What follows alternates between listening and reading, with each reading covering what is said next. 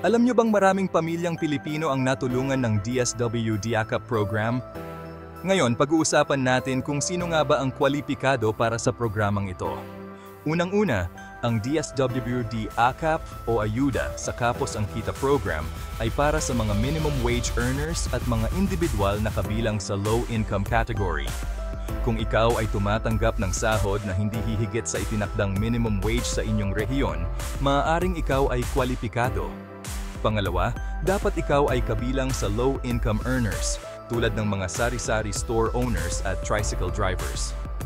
Gayunpaman, hindi kwalipikado ang mga benepisyaryo ng Pantawid Pamilyang Pilipino Program, 4Ps, at mga indigent senior citizens na tumatanggap ng buwanang social pension.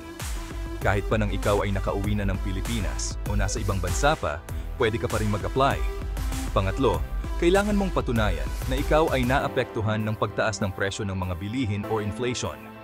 Maaaring ito ay sa pamamagitan ng termination letter, proof of reduced working hours, o kahit anong dokumentong magpapatunay na naapektuhan ang iyong kita. At panghuli, ang iyong pamilya ay dapat na nasa low-income bracket. Ang layunin ng programang ito ay matulungan ang mga pinaka-nangangailangan. Kung ikaw ay pasok sa mga qualification na ito, maaaring kang mag-apply sa DSWD para sa financial assistance. Magdala lamang ng mga kinakailangang dokumento at pumunta sa pinakamalapit na DSWD office o mag-apply online. Sana nakatulong ang impormasyon na ito sa inyo.